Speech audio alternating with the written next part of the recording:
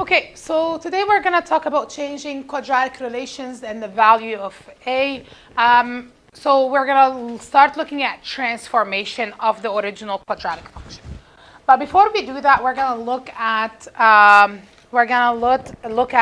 some key features in the quadratic function.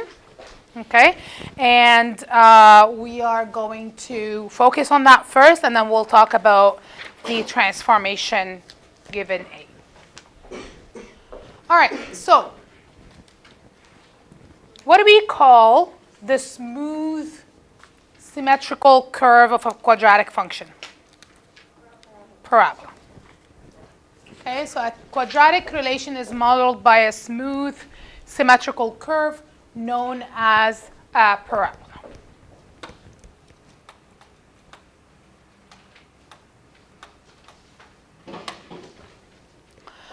So a parabola, as we learned before, it can open either up or down.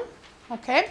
Now we're going to look at this parabola, and then if I ask you right here, what you say the zeros are. So the zeros, there's multiple names for the zeros. Okay, we call them zeros. We call them x-intercepts.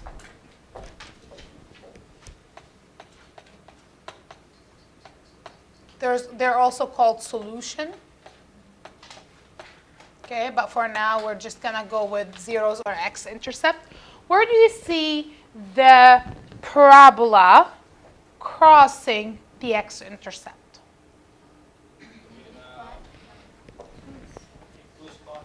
In two spots, yes? Okay, so there is two x-intercepts in this case, and these are the x-intercepts.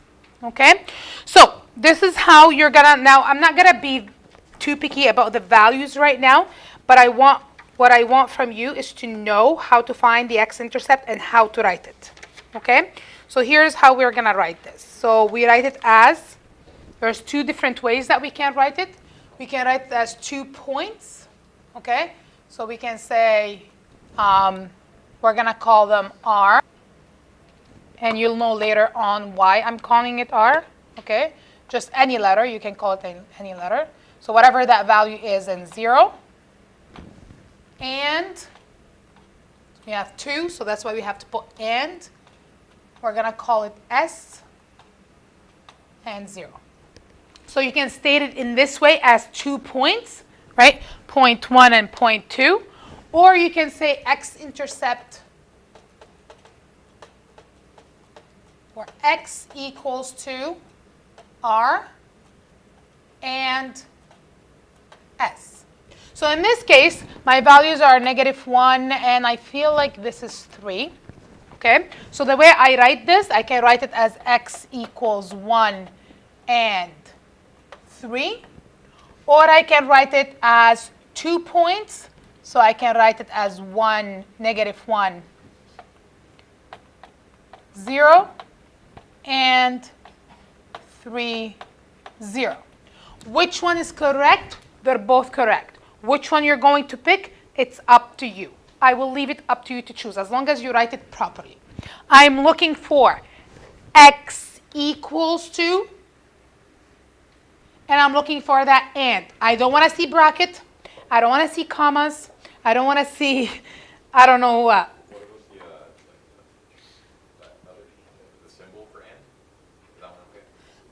Use the word and, okay? Because the other one is used for more like sets, okay?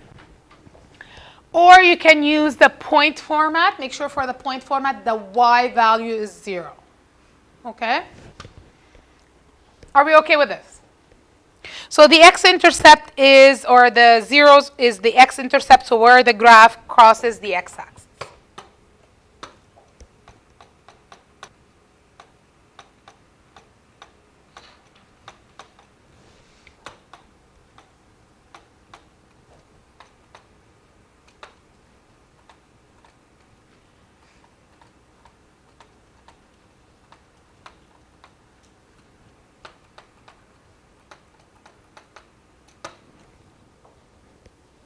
Now, sometimes you might have 2 zeros or 2 x-intercepts. Sometimes you might have 1. Okay. Sometimes you have none. Okay, it depends, right? So it's either 2, 1, or none.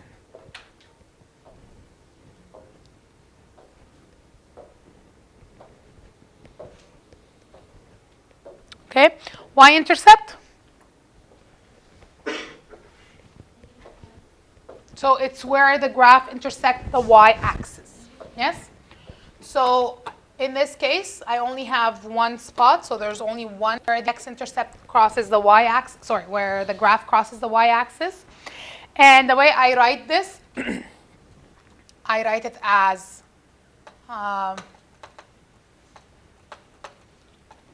0, comma, I'm going to use the letter C, and then you'll know why later. Okay, so 0, comma, C. Or you can write it as y equal to, and the value. Okay, so in this case, I can write it as y equals -4. Okay, so you see the difference in this case, it's y equal to.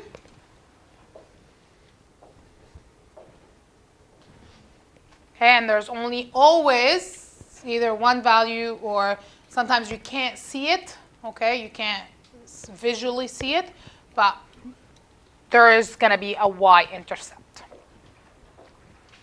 So the y-intercept is where the graph crosses the y-axis. Any questions so far?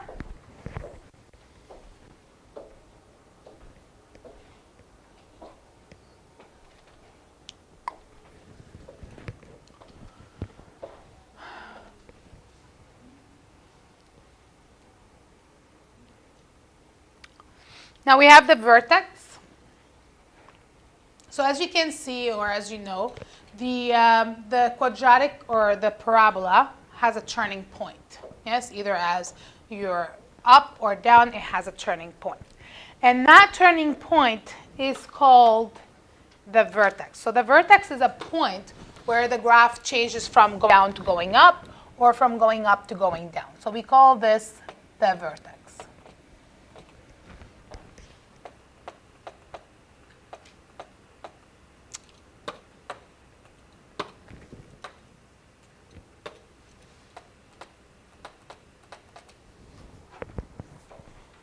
Okay, so the vertex has a point, and the point is, it's a point, so that means it has an x and y value. Okay, we're going to call that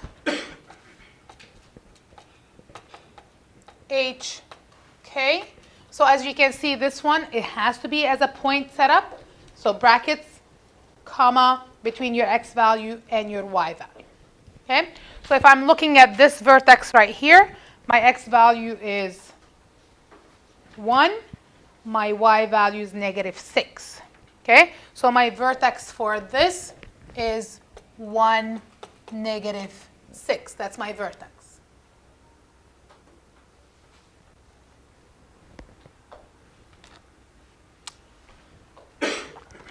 Same with this one. This is a vertex of 1 and -6.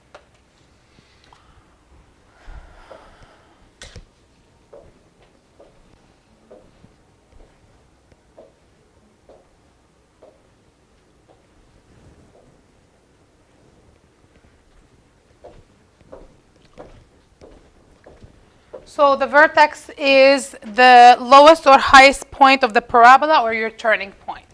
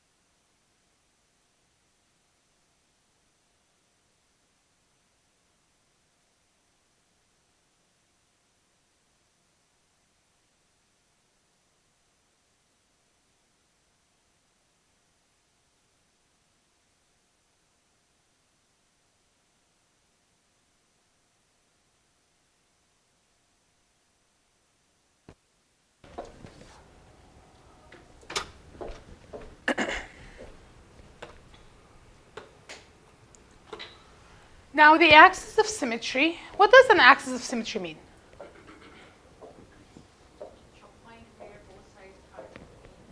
So it's an axis that where you have a symmetry. So where, like, if you fold the object on this axis, it's gonna overlap, right? So if I take this and I draw a line in the middle, right? If I draw an axis of symmetry in the middle, right, to cut it in half, and I fold it over, they're gonna overlap point to point. Okay, so axis of symmetry is a line where I can draw either in the middle vertically or horizontally, and that cuts your graph in half. Where would you, if you are to draw that axis of symmetry, where would you draw it? Through the vertex. So you draw it right there. Yes? That cuts your graph in half, right? If I actually overlap it, if I fold it in half, they're going to overlap. Okay? We call this the axis of symmetry. It's an imaginary line. It's not actually a line that we see. It's an imaginary line. Where does it run through? What does it pass through? It passes through the x, through the vertex.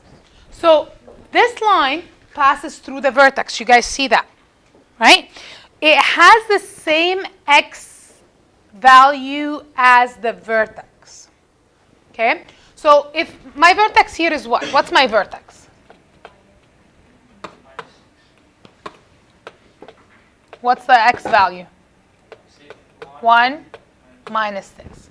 The axis of symmetry here, we call it this. So axis of symmetry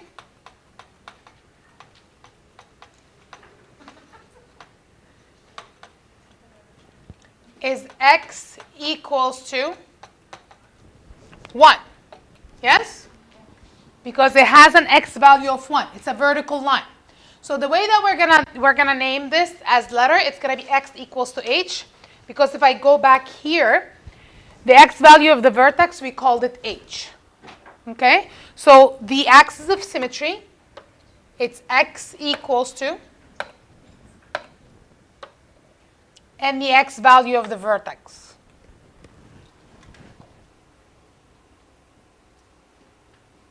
So, without even giving you a graph, if I give you a vertex of 7, 2, what is your axis of symmetry? X equals 7. Okay? So, that's your axis of symmetry. Okay? Once you know the vertex, you know what your axis of symmetry is. Okay? Because it's the x value of that vertex.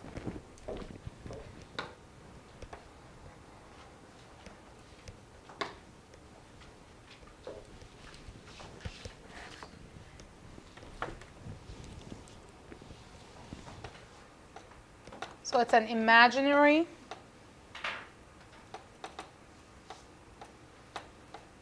line of symmetry that runs vertically through vertex.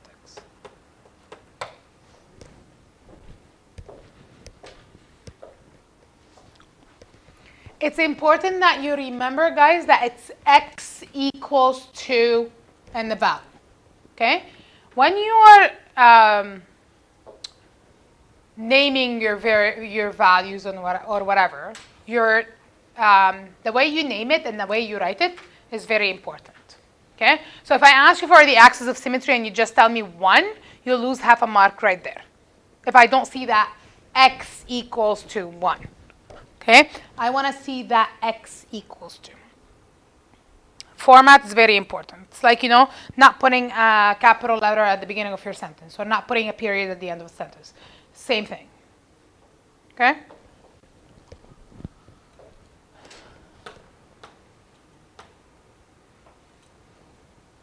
What's an optimal value? If you want to define optimal, what does that mean?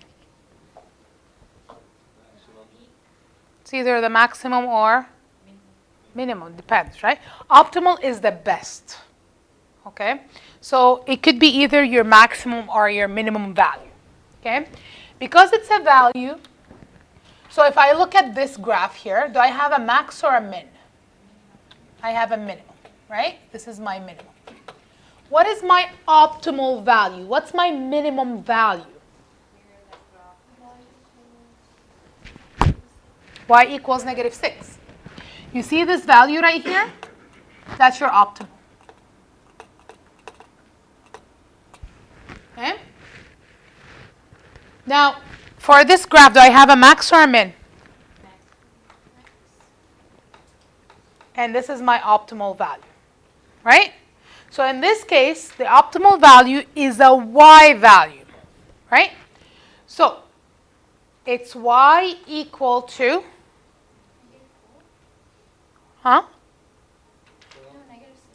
It's going to be negative 6 here, right, for both of them. But it represents the y value of the vertex. Yes? Your vertex here is 1, negative 6. You see that y value of the vertex? That is your optimal value. Okay? So if I give you a vertex, again, I'm going to give you the same example. So if I give you a vertex of 7, 2, what's your optimal value? Y equals 2. Don't say 2 because you're going to lose half a mark right there. Okay? So it's y equals to 2, and that's your optimal value. Now, what did we say your axis of symmetry is? 7. X equals 7. Right? So the optimal is y equals 2. And the axis of symmetry is x equals 7. So knowing the vertex, you know both the axis of symmetry and the optimal value. Now, if it opens downward, then you have a max. If it opens upward, then you have a